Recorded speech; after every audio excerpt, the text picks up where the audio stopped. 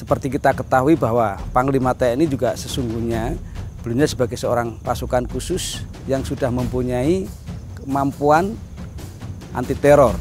Karena beliau juga lahir dan besar di Kopassus, kemudian juga sebagai warga atau anggota 181 Kopassus.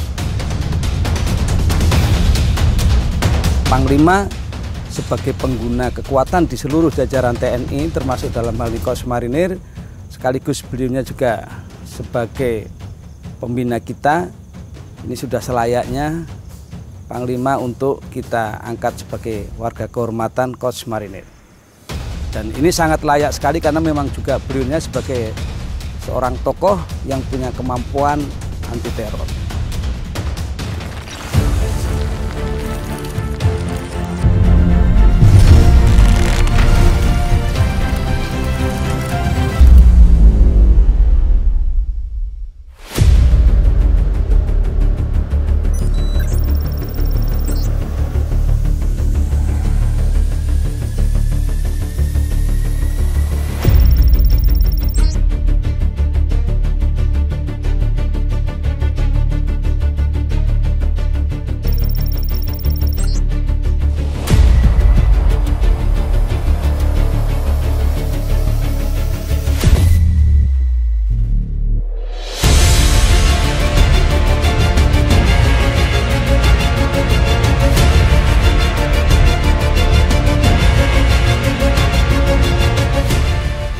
Saya bersyukur mendapatkan kepercayaan dari pimpinan bisa menjadi Danjen Jaka 2 kali. Yang pertama tahun 2004 sampai 2008. Yang kedua 2011 sampai 2012.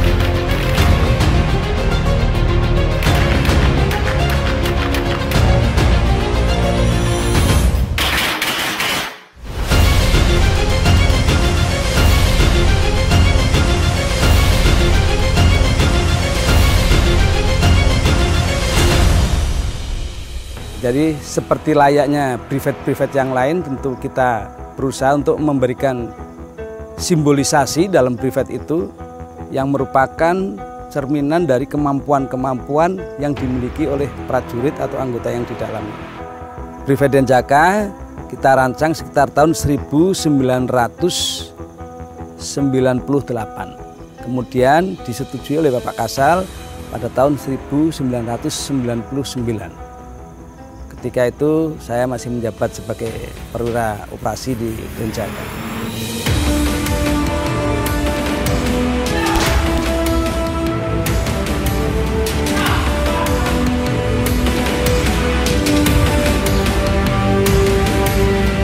Memang dalam Privat Denjaka itu kita kasih warna hitam dan putih. Sebagaimana lazimnya bahwa putih itu mengandung makna sebuah kesucian. Artinya ini mencerminkan ketulisan, keikhlasan sebagai prajurit Denjaka dalam melaksanakan tugas. Dia akan tetap setia, akan loyal kepada perintah, kepada tugas yang dia emban. Nah, warna hitam juga itu melambangkan sebuah ketenangan, kedewasaan, kematangan dalam berpikir, sehingga dia tidak gampang dipengaruhi oleh siapapun. Nah, ini kita simbolisasikan dalam warna hitam.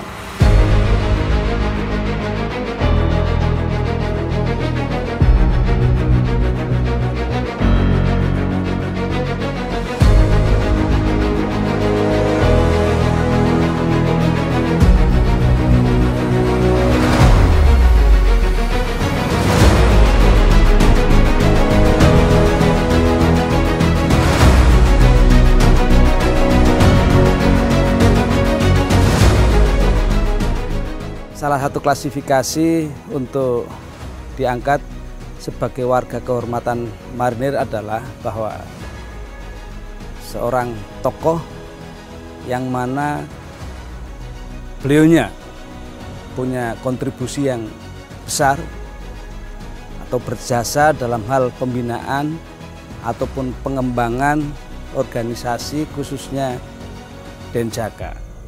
Dalam hal ini Kos Marinir melihat bahwa Panglima TNI sangat concern sekali, kemudian berusaha untuk bagaimana mengembangkan Kos Marinir khususnya, bagaimana Kos Marinir lebih profesional, Kos Marinir lebih besar, bisa menjawab segala tuntutan zaman pada saat ini.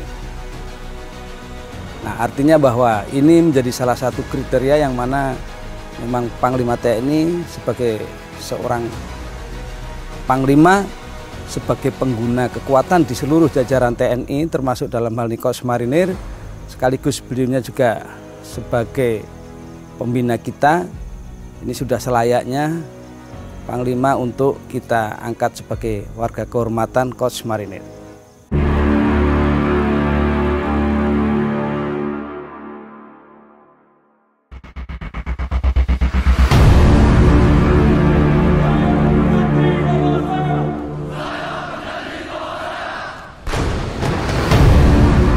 Kegagalan tak akan pernah terbayar dengan darah semahal apapun.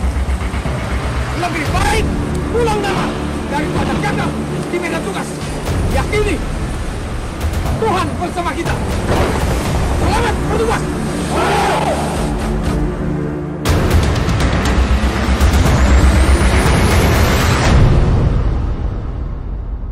Seperti kita ketahui bahwa Panglima TNI juga sesungguhnya beliau sebagai seorang pasukan khusus yang sudah mempunyai kemampuan anti teror. Karena beliau juga lahir dan besar di Kopassus, kemudian juga sebagai warga atau anggota 181 Kopassus yang mempunyai kemampuan anti teror. Dalam hal ini Kos Marinir di samping beliaunya akan kita angkat sebagai warga kehormatan Kos Marinir, juga sekaligus kita sematkan Brevet anti teror aspek laut dalam hal ini Brevet Denjaka, untuk melengkapi beliaunya sebagai warga kehormatan Kos Marinir sekaligus sebagai warga kehormatan Denjaka sebagai pasukan anti teror yang beraspek laut.